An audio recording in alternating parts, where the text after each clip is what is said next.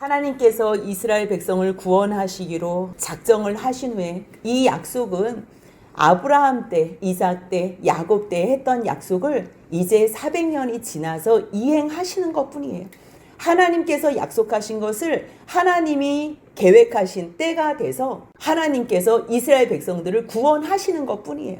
그 과정 가운데에 하나님은 누가 필요했냐면 하나님의 말씀을 백성들에게 대언해 줄 한 사람, 하나님의 종이 필요했던 거예요. 그래서 하나님께서는 레위 사람 가정 가운데에 모세를 그 가정에 주셨어요. 하나님의 인도하심과 은혜로 왕궁에서 40년을 살았고요. 어쩔 수 없는 상황 가운데 도망자의 신세가 돼서 미디안 광야에서 40년 동안 양을 쳤어요. 그리고 80세에 하나님께서 시내산에서 모세를 부르시고 내가 여호와 하나님인 것을, 내가 나의 백성의 고통의 소리를 듣고 그들의 고통을 이제 알아서 내가 내려가서 그들을 구하겠노라. 그런데 내가 내려가는데 너 모세야, 너가 대신 나 대신 가줘 하면서 하나님께서는 모세를 이스라엘 백성들에게 보내시며 하나님께서는 모세를 이스라엘 백성에게 보내셔서 그들을 구원하기를 원했지만요, 모세는 자신이 없던 거예요. 나는 입이 둔하다고, 나는 능력이 없다고 하나님께 계속적으로 못 갈 이유를 대는 모세에게 하나님께서는 지팡이를 통해서 뱀도 만들어 주시고 또 다시 지팡이로도 회복해 주시고 손을 품에 넣었다가 뺐을 때에 나병도 걸리게 하시고 또 치료도 해 주시고 여러 가지 하나님의 능력과 이적을 충분히 보여주셨어요. 이제 형과 장로들을 만나서 하나님께서 자기에게 나타나셔서 어떤 말씀을 하셨고 어떤 이적을 베풀어 주셨는지 아론과 장로들 앞에서 보여줬지요. 그럼에도 불구하고 모세는 바로 앞에 하나님의 말씀에 순종해서 바로에게 가서 첫 번째 이 말을 해요. 근데 이 말을 한 이유로 말미암아 이스라엘 백성들의 고역은 더욱더 가중됐어요. 왜 나를 보내냐고 그러면서 이제 또 안 가겠다고 이야기하는 모세에게 하나님께서는 이제 정말로 불러주시고 첫 번째, 두 번째, 세 번째, 네 번째 재앙까지 아론과 함께 하나님께서 명령하시는 이 일을 진행하도록 하셨어요. 아무리 하나님의 이적을 보여주시고 아무리 하나님께서 내가 너와 함께 한다는 것을 모세에게 보여줘도요, 모세는 마음이 굉장히 소심한가 봐요. 우리가 생각하던 그러한 모세의 모습하고는 이 본문 속에 나타난 모습은 굉장히 다른 모습. 우리가 그동안 배웠을 때는 뭐 정말 믿음 좋은 뭐 지도자고 뭐 예수 그리스도의 모형 다 맞지요. 근데 그 모습이 한 번에 만들어지지 않았다는 것을 우리가 본문에서 확인할 수가 있었어요. 혼자서 못 간다 그랬을 때 하나님께서는 다시 너 형 아론이 있지 않냐? 이제 너가 아론에게 모든 말을 지시해서 아론을 통해서 내가 일을 행하시겠다고. 그래서 첫 번째 재앙, 나일강이 피가 되는 재앙과 개구리가 올라오는 재앙, 그 다음에 티끌이 되는 재앙, 이 모든 재앙을 하나님께서 누구를 통해서 하셨어요? 아론을 통해서 하셨어요. 말씀은 모세에게 하셨지만 모세가 다시 아론에게 명령해서 아론의 지팡이로 강을 치고 아론의 지팡이로 강에다가 손을 대니까 개구리가 올라오고 아론의 지팡이로 티끌을 치라 그랬어요. 아니 아론은 하나님한테 직접 능력을 본 것도 아니고 모세가 하나님께서 나에게 나타나셔서 이러한 이적을 베풀어 주셨어. 그러면서 그 앞에서 지팡이 던진 걸로 그걸로 믿은 거예요. 물론 뭐 성격적인 것도 많이 작용이 될 거예요. 누구는 확실하지 않으면 절대로 안 하는 사람이 있고요. 어떤 사람은 조금만 뭔가 뭐 될 것 같아도 그냥 신바람이 나가지고 믿음하고 상관없이 그냥 뭐 하는 사람들이 있잖아요. 모세가 뭐 너무 성향적으로 완벽주의 성향이라면 또 아론은 그냥 모세의 모습만 보고서도 그냥 그 분위기에 휩쓸려서 금방금방 하나님께서 명령하셨어? 그렇다면 내가 하지. 왜요? 모세가 하는 걸 본 게 있잖아요.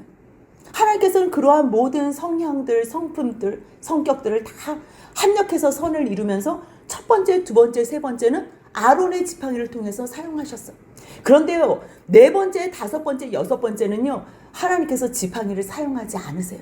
그 가운데 지난주에 봤던 네 번째 재앙은요, 파리 재앙이에요. 이 파리 재앙은 이 이스라엘 백성들 10가지가 다 이스라엘 백성들이 섬기는 그러한 신에 대한 재앙이에요. 이들이 능력이 없다는 거, 이들은 신이 아니라는 것을 보여주기 위한 재앙이에요. 파리 재앙도요, 파리를 막아주는 신, 파리가 너무 많으니까요, 이 파리 좀 어떻게 막아달라고, 그래서 하콕이라는 신을 섬겨요. 그때부터는요, 지팡이를 들지 않고 그냥 하나님께서 애굽 땅에 내 백성들이 있는 고센 땅을 구별하여 내가 재앙을 내리겠다고 말씀하시고요, 그냥 여호와께서 그와 같이 하시니, 내가 구별하겠다고 말씀하시면 그와 같이 하시니 무수한 파리가 바로의 군과 또 그의 신하의 집과 애굽 온 땅에 이르니 파리로 말미암아 그 땅이 황폐해졌다고 성경은 기록하고 있어요. 네 번째부터는요, 지팡이를 사용하지 않아요. 그리고 오늘 9장에서 5번째와 6번째 재앙도 지팡이를 사용하지 않아요. 그리고서 변한 게 뭐냐면요, 오늘 7째 재앙까지 보고 싶은데요, 이 7째 재앙부터 8째, 9째 재앙까지는요, 아론의 지팡이를 사용하지 않고요, 이제부터는 모세의 지팡이를 사용하세요. 하나님께서는 믿음이 없는 사람들, 그리고 절대 하기 싫어하는 사람들은 시키시지 않으시는구나. 모세가요, 이 마음이 위축이 돼서 바로한테 지팡이를 들고서 날 강아 막 이러면서 했는데, 만약에 피로 바뀌지 않으면 어떻게 하나? 너무 이 마음이 위축되고 소심하기 때문에요, 하나님께서는 모세, 그러면 너 잠깐, 너도 믿음이 자라나야 하기 때문에 내가 그러면 더 과감한, 쉽게 움직일 수 있는 내가 아론을 들어 사용할게. 그래서 첫 번째, 두 번째, 세 번째를 아론의 지팡이로 사용한 거예요. 그런데 네 번째, 다섯 번째, 여섯 번째 재앙을 보니까 이거는 지팡이가 없어도 하나님께서 행하신다 그러면 행하는 거를 보는 거예요. 여러분들, 이게 얼마나 놀라운 줄 알아요? 우리들은요, 처음에는 너무 믿음이 없어서 하나님께서 어떠한 도구를 주세요. 근데 이 도구는 사실 아무것도 아니에요. 이 도구가 일을 하는 게 아니고요, 하나님께서 일을 하시는 거예요. 그런데 사람들은 잠깐 상징적인 걸 보고 무엇을 의지하고 싶으니까 하나님께서 지팡이라도 해라 하면서 보여지는 어떠한 것으로 지시를 하는 거예요. 바로가 좀 두려워하라고, 그의 신하들도 좀 두려워하라고, 그리고 모세와 아론, 너희들은 하나님이 살아계심을 믿으라고. 한쪽에서는 믿으라고 보여주시는 것이고, 한쪽에서는 하나님께서 하시는 일을 너희들이 보고 믿고 두려워하라고. 하나님께서는 모든 사람들에게 그 사람 각각 성향에 따라서 보여주시고 싶은 것이 있는 거예요. 하지만 모든 사람들에게 지금 보여주시고 싶은 건 뭐예요? 히브리 사람의 하나님, 예배를 드리게 하기 위해서, 제사를 드리게 하기 위해서 보내라 그랬는데 뭐라 그래요? 여호와가 누군데? 내가 여호와가 누군데 이 백성들을 보내냐? 그러한 바로에게 하나님께서는 궁금해하는 사람에게는 무조건 여호와 하나님을 보여주세요. 어떤 의도로 물어봤든지. 그러는데 믿지 않을 의도로 물어본 바로는요, 결국 하나님의 10가지 재앙을 통해서 여호와를 고백을 한다니까요. 개구리 떼에서부터요, 이제 자기가 직접 당하는 게 두 번째 개구리 재앙이잖아요. 첫 번째 나일강 재앙일 때는요, 쳐다도 안 보고 관심도 안 가져요. 그런데 왕과 왕국의 침상과 신하와 그 모든 곳에 오른다 그러니까, 이제 여호와께 구하여 나와 내 백성에게서 개구리를 떠나게 하라. 개구리에서부터 구해달라고. 두 번째 재앙부터 사실 바로는 그 하나님이 여호와, 구원의 하나님인 걸 알게 되는 거예요. 여호와 하나님은 다른 하나님이 아니에요. 전능한 하나님은 창조의 하나님이고 능력의 하나님이실지 모르지만요, 이 여호와 하나님은 그 능력, 전능하신 것을 무엇으로 나타나셨냐면, 사랑하는 인생들, 사랑하는 사람들을 구원하시는 하나님으로 나타나신 그 하나님이 여호와 하나님인 거. 그래서 출애굽기 6장에서 말씀하신 게 뭐예요? 내가 너희를 빼내고 인도하고 속량해내고 건져내고 구원해낼 때에야 비로소 나를 여호와인 줄 알리라 말씀하셨던 거. 그럴 때 이 여호와 이름 하나로요, 우리가 이 성경을 해석하는 것이 얼마나 큰지 몰라요. 그 비중. 알지 못하는 바로에게도 하나님께서는 여호와 하나님인 것을 가르쳐 주세요. 그러면서 모세도, 처음부터 믿음이 있지 않았던 모세에게도 이거 뭐야? 굳이 지팡이 안 들어도 되네? 뭐야? 하나님께서 그냥 말씀하시니까, 아니 이렇게 무수한 파리가 날라오는 거야? 아니 이거 뭐지? 잠깐만, 이번에는 가축이 악질로 죽는다고? 돌림병이 생긴다고? 그러니까 이 과정 가운데서도 모세가 하나님의 행하신, 하나님은 말씀만 하시면 실행되는 거는 이거는 시간 문제구나. 반드시 이루어지는구나. 그것을 알게 되는 거예요. 그래서 4번째, 5번째, 6번째는요. 하나님께서 의도적으로 지팡이를 사용하지 않으세요. 그러면서 모세의 믿음도 이제는 단단해지는 거예요. 한번 그 과정을 우리가 보면 좋겠어요. 9장 1절 한번 같이 읽습니다. 여호와께서 모세에게 이르시되 바로에게 들어가서 그에게 이르라 히브리 사람의 하나님 여호와께서 말씀하시기를 내 백성을 보내라 그들이 나를 섬길 것이니라. 이 말씀은 5장부터 했었던 말씀이에요. 처음에 바로에게 들어가서 히브리 사람의 하나님께서 나에게 말씀하셔서 내 백성을 하나님의 백성을 보내라고 하셨다고. 그리고서 오늘 이 히브리 사람의 하나님이라는 말씀을 이제 재앙 가운데서 10가지 재앙 가운데서 이제 2번째로 말씀하시는 거예요. 하나님의 백성들을 보내야 될 이유는 단 한 가지예요. 아바드. 하나님 앞에 예배드리라는 거예요. 우리가 하나님 앞에서 행해야 될 일은요. 예배 드리는 것 외에는 없어요. 그럼 우리는 그래서 예배가 재미없겠다. 아니에요. 예배는요. 삶 속에서 하나님께서 우리에게 어떠한 은총과 어떠한 사랑을 베푸셨는지 어떠한 은혜로 우리의 삶 속에서 개입하셨는지 하나님 앞에 나와서 감사로 표현하는 것이 그것이 예배예요.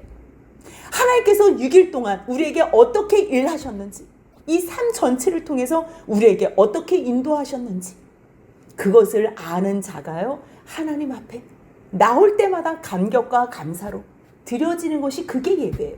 그렇기 때문에요.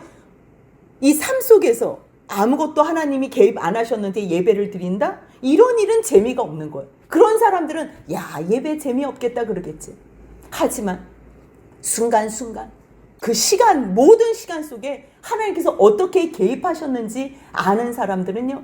하나님 앞에 나아감 그것은 설레임이고요. 감격이라는 것. 그래서 하나님께서 다른 것이 아니에요. 히브리 사람의 하나님 여호와께서 말씀하시기를 내 백성을 보내라는 거예요. 내 백성. 내 백성. 너가 데리고 있지만 그 백성들은 너의 백성이 아니야. 너의 백성은 애굽 사람들이야. 근데 너는 애굽 사람들을 지금 보호해 주지도 못하잖아. 4번째 재앙부터는 파리 재앙부터는요. 고센 땅과 애굽 땅을 구별하셔서 하나님께서는 하나님의 백성들을 특별히 보호해 주세요. 그런 가운데서 나는 내 백성들을 책임지고 인도해 낼 거야. 그것을 지금 의지적으로 말씀하고 계세요. 그러면서 만약에 지금 이 2절이 이게 참 하나님의 은혜라는 걸 알아야 돼요. 만일 기회가 있는 거예요. 만약 보내기를 거절하고 억지로 잡아두면 여호와의 손이 들에 있는 내 가축, 들에 있는 집안에 있는 것까지는 아직 건들지 않고요. 들에 있는 내 가축, 곧 말과 나귀와 낙타와 소와 양에게 더하리니 심한 돌림병이 있을 것이요. 가축 중에서 암소, 힘센 황소 이들을 또 섬기는 거예요. 암소의 형상으로 섬기는 신은요 하돌이라 그러고요. 또 황소의 신은요 아피스라 그래요. 이번에 5번째 신은요 너희들이 섬기는 그 신을 내가 재앙으로 멸하겠다는 거예요. 그래서 결국 그들에게 심한 돌림병이 있을 거예요. 그렇다면 지금 하나님께서 이 10가지 재앙을 통해서 왜 이 재앙을 내리시나? 그런데 이 10가지 재앙이 다 애굽 사람들이 섬기는 신이잖아요. 그러니까 결국은 이 애굽 사람들이 하나님을 섬기고 하나님을 경배하고 믿어야 되는데요. 하나님이 만든 이 피조물을 믿기 때문에 그것 때문에 지금 재앙을 당하는 거예요. 로마서 1장에서 제가 한번 읽어드릴게요. 로마서 1장 19절로 21절 한번 읽어드리겠습니다. 이는 하나님을 알만한 것이 그들 속에 보임이라. 하나님께서 이를 그들에게 보이셨느니라. 창세로부터 그의 보이지 아니하는 것들 곧 그의 영원하신 능력과 신성이 그가 만드신 만물에 분명히 보여 알려졌나니 그러므로 그들이 핑계하지 못할지니라.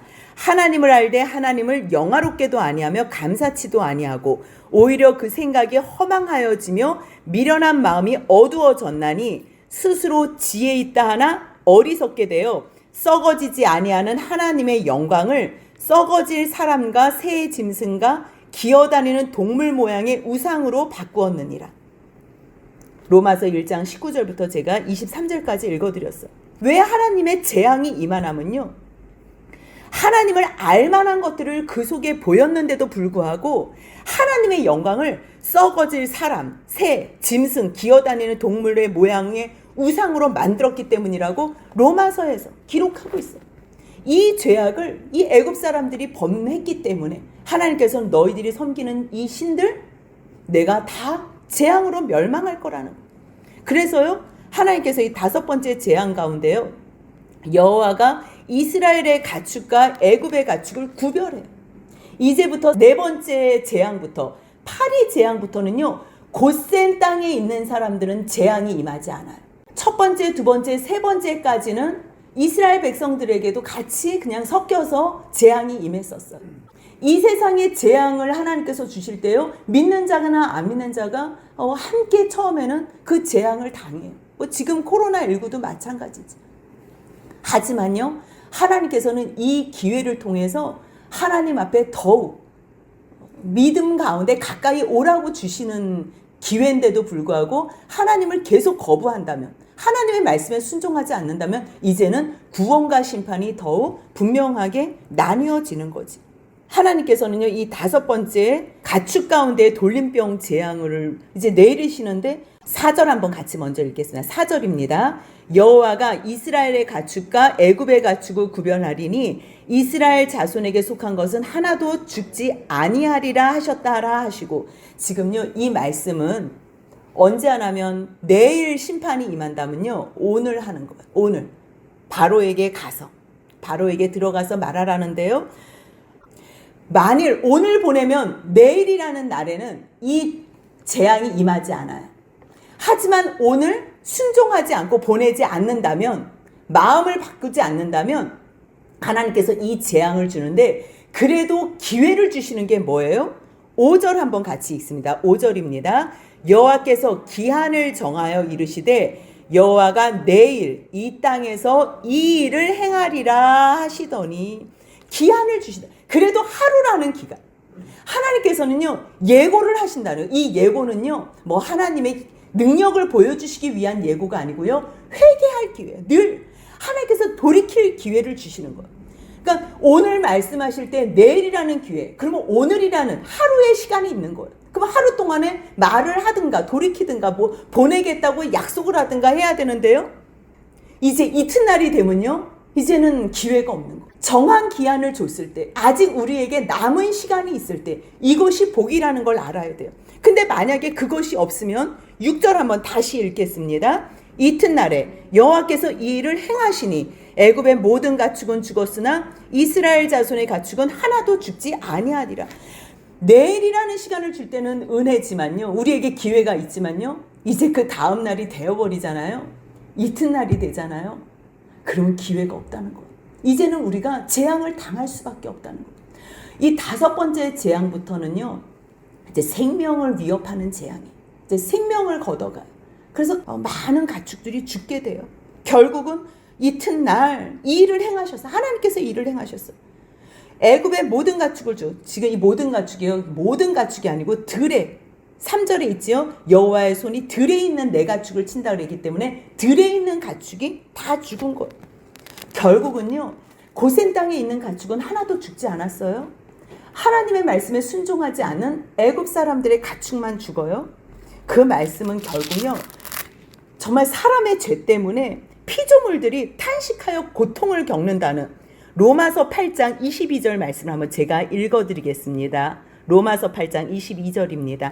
피조물이 다 이제까지 함께 탄식하며 함께 고통을 겪고 있는 것을 우리가 아느니라.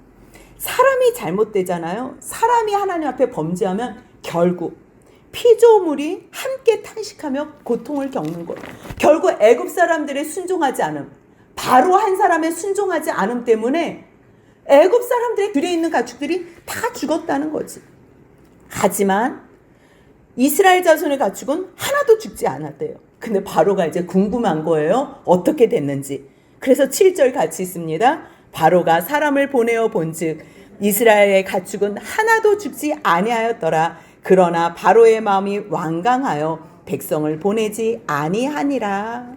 이 재앙이요, 첫 번째, 두 번째, 세 번째는요, 이게 공통적인 거를 따진다면 아론의 지팡이로 해요. 그 다음에 1, 2, 3, 4, 5, 6, 7, 8, 9. 이 10번째 재앙은 특이한 거니까 요거는 따로 떼어놓고 여러분들 머릿속에다가 한번 그림을 그려보세요.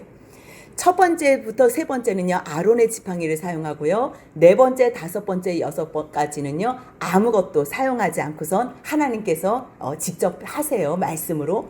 그리고서 일곱 번째, 여덟 번째, 아홉 번째부터는요, 이 세 가지는요, 모세의 지팡이를 사용하세요.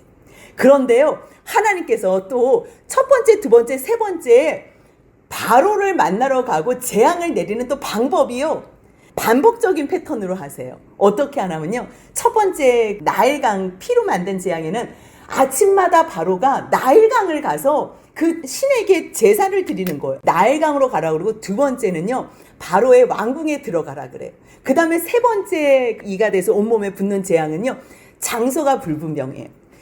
근데 이 세 가지 패턴이요, 이 9가지까지 이렇게 패턴이 반복이 되는 걸 볼 수 있어요. 다시 네 번째 재앙은요, 하나님께서 일찍이 너 바로에게 나가라 그래요. 그 다음에 오늘 다섯 번째는 바로에게 들어가라 그래요. 바로에게 들어가라는 거는 궁으로 들어가라는 거지요. 그리고 여섯 번째 재앙이 악성종기가 나는 거는요, 장소가 또 묘연해요. 정확하지가 않아요.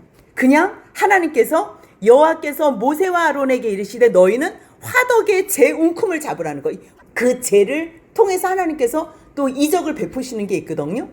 그리고 나서 일곱째의 재앙은요, 우박이 내리는 재앙인데요. 이 13절을 보면 잠깐 이걸 한번 패턴을 보고 싶어서 한번 볼게요. 13절에 보면요, 아침에 일찍 일어나 바로 앞에 서서 이러면서 아침에 일찍 일어나서 또 가라는 거예요. 그리고 여덟 번째 재앙에는요, 하나님께서 다시 바로에게 들어가라고 말씀하세요. 그리고서 아홉 번째는 또 흑암의 재앙이기 때문에 장소 없이 전체가 흑암으로 돼요. 하나님께서 왜 이렇게 반복적으로 하시는지 한번 우리가 여러 가지 생각을 할 수 있잖아요. 한 가지 패턴으로만 계속하면요, 또 사람이 식상한 거예요.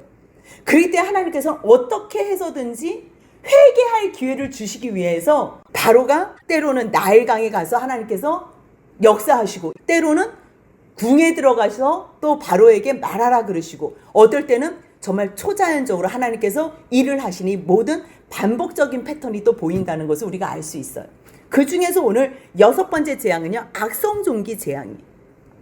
화덕의 재 두 움큼을 가지고 모세가 바로의 목전으로 들어가서 난리라 그러는 거예요. 화덕, 또 아궁이, 재, 이거는 뭐 저주의 상징, 뭐 또 자기가 회개를 할 때 재를 뿌리면서 하는 것도 있고, 또 사람들을 또 저주할 때 막 또 재를 뿌리면서 저주의 말을 하는 경우도 있어서요. 하나님께서 이제 이 애굽 백성들, 하나님 앞에 순종하지 않는 이 애굽 백성들에게는 하나님께서 이 악성 종기로 말미암아 생명의 위협까지도 줄 수 있다는 것, 이것을 가르쳐 주시는 것. 너희 내 백성 이스라엘 백성들에게 그 고된 노역과 일들을 시켰어? 그러면 내가 그 죄 뿌려봐. 그 죄로 말미암아 내가 너희들 그대로 고통 가운데 있게 해줄게. 하나님께서는요, 반드시 심판하세요. 우리가 다 갚지 못하는 억울한 일들, 우리가 할 수 있는 거는 한계가 있잖아요. 그런데 하나님께서는 이 일에 대해서 사람이 할 수 없는 모든 일들을 하나님께서 신원해 주시는 모습을 오늘 이 여덟 번째 재앙을 통해서 알 수 있어요. 9절 한번 같이 읽습니다. 그 재가 애굽 온 땅에 티끌이 되어 애굽 온 땅에 사람과 짐승에게 붙어서 악성종기가 생기니라. 이 악성종기가 어느 정도 악성종기인가면요, 욥이 긁었던 그 욥이 악성종기가 나서 기와장으로 긁었던 그러한 악성종기. 그러니까 이 고통은 뭐 말로 할 수 없어. 그렇게 말씀하신 후에 바로 10절 같이 한번 읽습니다. 그들이 화덕의 재를 가지고 바로 앞에 서서 모세가 하늘을 향하여 날리니 사람과 짐승에게 붙어 악성 종기가 생기고, 그래서 요술사들도 악성 종기로 말미암아 모세 앞에 서지 못할 정도로 그러한 상황에 처해져 있어. 그럼에도 불구하고 여호와께서 바로의 마음을 완악하게 하셨으므로, 여기서 우리가 오해할 수 있어요. 하나님께서 일부러 바로를 악하게 만들었다, 완악하게 만들었다, 이러한 의미가 아니에요. 로마서 1장에서 내어버려두사. 그냥 죄를 너무 좋아하고 죄를 향해서 끝없이 향하여 가는 사람들을 향해서 주님께서는 그냥 내어버려 두시는 거예요. 하나님 저 좀 도와주세요. 내가 죄 가운데 있지 않게 해주세요. 저를 죄에서 건져주세요. 그러면 하나님께서 보호해 주세요. 그런데 이 죄에 대해서 내 마음이 놔 있으면, 이 죄에 대한 개념이 없이 죄를 향하여 달려가는 사람들을 향해서는 너 그 죄가 그렇게 좋아? 그러면 하나님께서 놓으시는 거예요. 하나님이 놓으시면요, 사람은 끝없이 죄를 향해서 가는 거. 마찬가지. 여호와께서 바로의 마음을 완악하게 하셨다는 것은요, 땡겨서 붙잡아 주실 수도 있었는데 바로가 자신 스스로가 마음을 계속 피폐하게 두니까, 그래? 너 그럼 한번 보면 내가 놔볼게. 그러니까 이 마음이 하나님이 놓으시니까 더 완악해져 가는 거죠. 그래서 결국 바로는 마음이 완악하여져서요, 그 말씀을 듣지 아니했다고 성경은 얘기하고 있어요. 그리고 나서 오늘 일곱째 재앙이에요. 이 일곱째 재앙이요, 아침에 일찍 일어나, 반복되는 거예요. 아침에 일찍 일어나. 얼마나 일찍 일어나서 바로가 나일강에 있는 그 신을 섬기는지. 그러면서 다시 한번 말하라는 거예요. 히브리 사람의 하나님 여호와의 말씀에 내 백성을 보내라. 그들이 나를 섬길 것이라. 다른 말 필요 없어요. 그냥 히브리 사람의 하나님께서 말씀하셨다는 거예요. 내 백성 보내라. 안 보내면 히브리 사람의 하나님이 너희에게 어떻게 심판하시고 어떻게 재앙을 내리시는지 알라 그러는데요. 재앙의 목적이 14절부터 16절까지 기록되어 있어요. 14절부터 16절까지 한번 같이 읽습니다. 내가 이번에는 모든 재앙을 너와 내 신하와 내 백성에게 내려 온 천하에 나와 같은 자가 없음을 내게 알게 하리라. 내가 손을 펴서 돌림병으로 너와 내 백성을 쳤더라면 내가 세상에서 끊어졌을 것이나 내가 너를 세웠음은 나의 능력을 내게 보이고 내 이름이 온 천하에 전파되게 하려 하였음이니라. 아멘. 하나님께서 지금 10가지 재앙을 통해서 애굽 사람들에게 이 재앙을 보여주시는 목적이 있는 거예요. 바로가 여호와가 누군데 내가 이스라엘 백성들을 보내지? 하나님께서 지금 그 소리를 듣고서요, 온 천하에 나와 같은 자가 없음을 보여주겠다는 거예요. 하나님의 목적이 분명히 있어요. 내가 여호와 되심을, 나와 같은 자가 온 천하에 없는 것을 보여주기 위함이라는 것을 분명한 목적을 지금 말하고 계시는 거예요. 그러면서 뭐라 그래요? 내가 한 번의 돌림병으로 너희 다 싹쓸이 할 수 있었어. 하나님의 능력은요, 사실 돌림병 아니래도요, 그냥 바로 다 죽일 수 있는 거예요. 그럼에도 불구하고 내가 너를 죽이지 않고 내가 너를 살려둔 이유, 오늘도 바로 너와 너의 신하들, 너의 백성들을 남겨놓은 이유는 16절에서 분명하게 말씀하시는 거예요. 내가 너를 세웠음. 지금요, 애굽 땅은 정말 그때의 가장 큰 나라였어요. 애굽이 가장 큰 나라여서 애굽의 왕은 신이라고 할 만큼 그러한 큰 존재였기 때문에 이 애굽 나라의 바로가 하나님을 인정한다? 그러면 열방이 다 하나님을 알게 될 거 아니에요. 그러니까 이 일을 하기 위해서 바로를 세웠다는 거. 그러니까 바로를 세운 분도 하나님이라는 거지. 그렇다면 너희들은 나를 믿어야지. 왜 쓸데없는 많은 신들을, 피조물을 왜 신으로 섬기냐?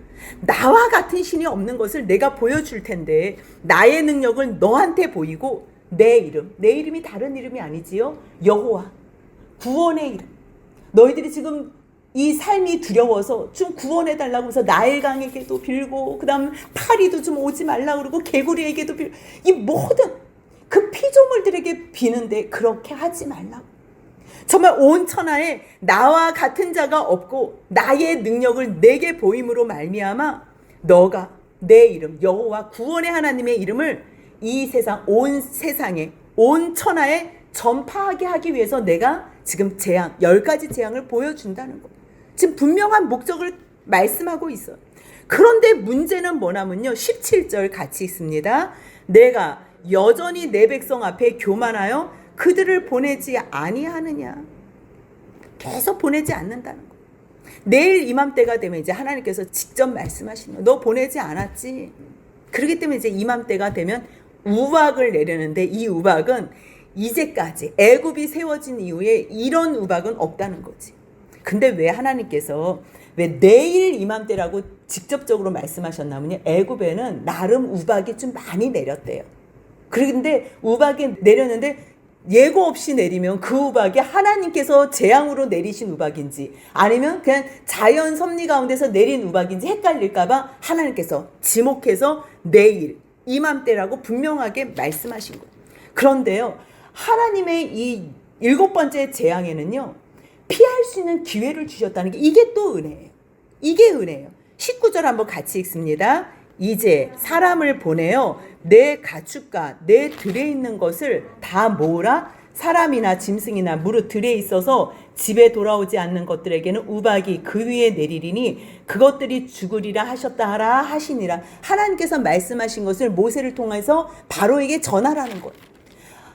7번째 재앙부터는요, 지금 5번째 재앙은 그냥 들에 있는 거에 돌림병을 줘서 그들이 죽었잖아요. 근데 그때 고센 땅을 갔는데 거기에는 가축이 하나도 안 죽은 거를 보고서 이제는 보여주시고 기회를 주는 거예요. 이제는 너희가 선택하라는 거예요. 사람들에게 알리라는 거죠. 다 너희들이 가가지고 들에 있는 짐승들은 다 들어오게 하면 내가 그들은 살려주겠다는 거예요. 그래서 지난번 경험을 보고서 정말 고센 땅에는 하나님께서 저들의 백성 확실하게 정말 구해주셨네? 아니 우리나라 사람들만 저 들에 있는 짐승들이 저렇게 돌림병으로 지금 다 죽었잖아. 이거를 안 사람들은 이 소문을 들었을 때 어떻게 했다는 거예요? 20절 한번 같이 읽습니다. 바로의 신하 중에 여호와의 말씀을 두려워하는 자들은 그 종들과 가축을 집으로 피하여 들었으나 이게 은혜인 거예요. 이게 처음에는 뭣도 모르고 우리가 재앙을 같이 당할 수 있어요. 이 세상의 모든 사람들이 그 재앙 가운데 있어요. 저나 여러분들이 예외가 아니에요. 그런데 하나님께서 말씀하신데 그 다음에는 정말 말씀하신 대로 구별이 되는 거예요. 그래서 우리가 이쪽에 있지 않고 재앙받는 쪽에 있지 않고 재앙받지 않는 저쪽에 있었을 때 하나님의 구원의 역사를 우리가 맛보아 아는 거예요. 그때 우리가 증인된 삶을 살 수 있게 되는 거예요. 이 사람들도 지금 이제 뭔지 몰랐다가 구별이 되는 거지요. 5번째 재앙부터는. 4번째 파리 때부터는 하나님께서 구별하시겠다 그랬지만 이 사람들은 지금 자기네들이 정신이 없어서 파리가 고센 땅에 왔는지 안 왔는지는 모르잖아요. 근데 5번째 재앙부터는 바로가 갔다 와봐 그랬는데 한 마리도 죽지 않은 걸 보고서는 이제는 하나님께서 진짜 구별하시네. 그리고서 자기네들 경각심을 잃고 하나님의 말씀을 두려워하는 사람들이 생겼다는 거예요. 이게 은혜인 거예요. 그럼에도 불구하고 21절 같이 있습니다. 여호와의 말씀을 마음에 두지 아니하는 사람은 그의 종들과 가축을 들에 그대로 두었더라. 그래서요, 재앙을 하나님께서 선언하신 그 재앙이 이제 22절부터는 그날이 되는 거예요. 이제 그날. 그 다음 날이 된 거지요. 기회는 있었어요, 어제. 근데 이제 22절부터는 이제 오늘 실제적인 그 재앙이 진행되는 거예요. 여호와께서 모세에게 말씀하시지요. 하늘을 향하여 손을 들어 애굽 전국에 있는 우박이 애굽 땅의 사람과 짐승과 밭의 모든 채소에게 내리게 하라. 이렇게 말씀하세요. 하나님께서 모세를 통하여 이제 직접 손 들어가지고 그러면서 23절에 모세의 지팡이를 사용해요. 아까 첫 번째, 두 번째, 세 번째 아론의 지팡이 사용했다 그랬어요. 4번째, 5번째, 6번째는 지팡이 없이 했어요. 그러면 이제 6번째 재앙이에요. 재를 날리라 그랬잖아요. 근데 재를 날렸는데 그것이 악성 종기가 됐잖아요. 그렇다면 이제 모세도 내 마음에 믿음이 생겼을 거 아니에요? 왜 재를 날렸는데 또 이 일이 됐으니까 이제 하나님께서 모세 너 지팡이 들어. 그러면 들겠어요? 안 되겠어요? 이 시점에서. 그러니까요, 하나님께서는요 정말 믿음 없어서 할 줄 막 간이 쪼그라드는 사람들이 있어요. 성향상 성격상 안 되는 사람들이 있어요. 그 사람들을 위해서도 하나님께서는 이 모든 시간을 허용하신다는 거예요.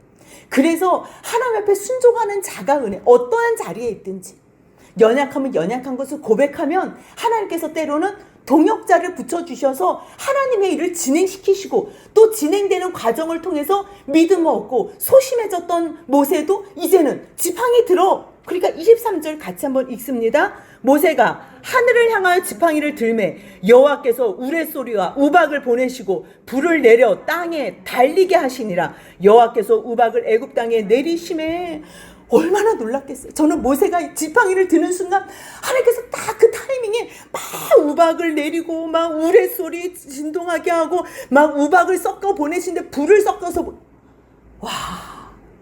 참 모세가 얼마나 하나님 앞에 이 표현은 다 안 했지만 이 마음 가운데 얼마나 많은 회개를 했겠어요.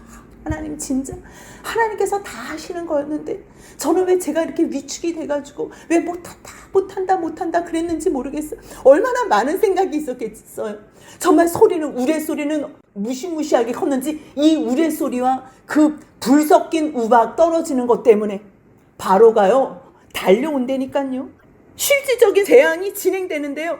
이와 같은 일은 없었대. 24절에 보니까요. 우박의 내림과 불덩이가 우박에 섞여 내림이 너무 심하고 맹렬했대요. 애굽 온 땅에는 그와 같은 일이 없었대요. 애굽 온 땅 사람들과 짐승을 막론하고 밭에 있는 모든 것을 쳤대. 그러니 죽지요. 밭에 모든 채소를 치고 들의 모든 나무를 이거는 꺾는 게 그냥 부러지는 정도가 아니고 완전히 쓰지 못하게 하나님께서 그냥 아예 그냥 보여지는 이 모든 것들을 다 없앴다는 거. 이스라엘 자손들이 있는 그곳 고센 땅에는 우박이 없었더라. 이게 은혜지. 하나님의 은혜.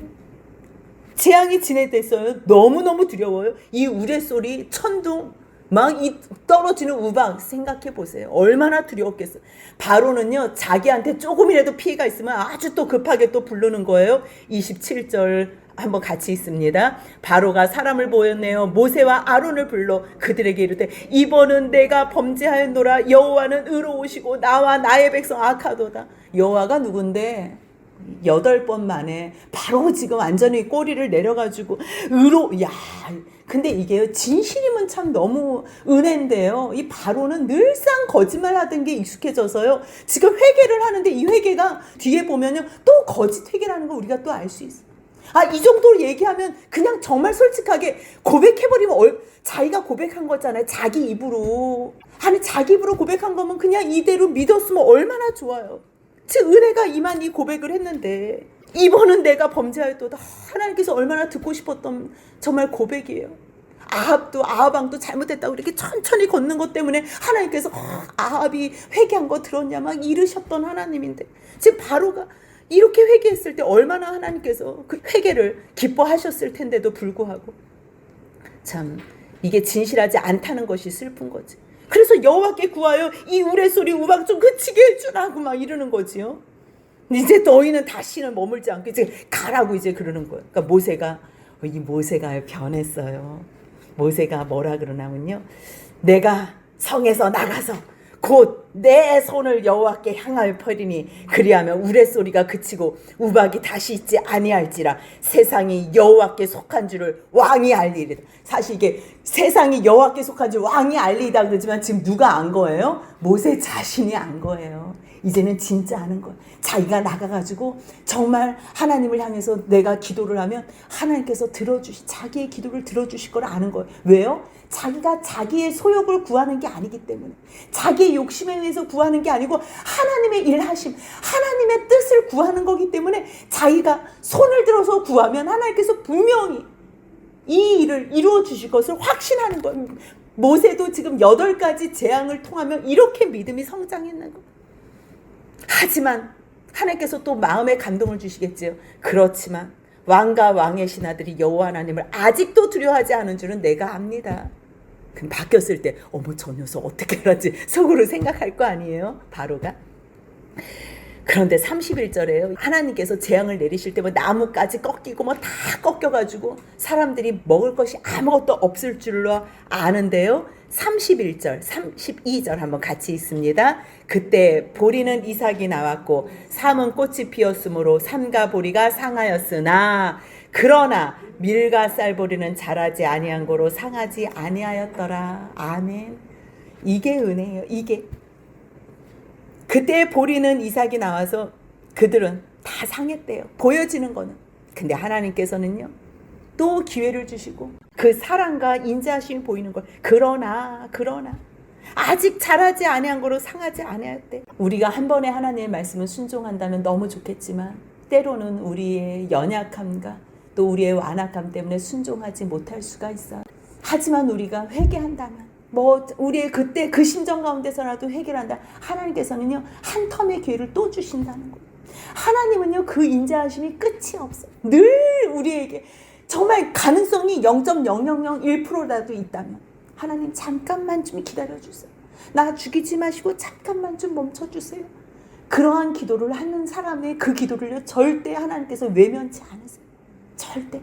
정말 완악해서 완전히 하나님 떠난 사람들만 하나님께서 어쩔 수 없이 내버려 두시지요. 주님께서는 모든 사람들에게 기회를 주신다는 것. 정말 그 은혜의 기회 주신 것을 이야기하고서 모세는 바로를 떠나 성에서 나가 진짜 여호와를 향하여 손을 펴매. 모세가 하는 손을 펴는 순간 우레소리와 우박이 그치고 비가 땅에 내리지 않아. 이게 놀라운 일 아니에요.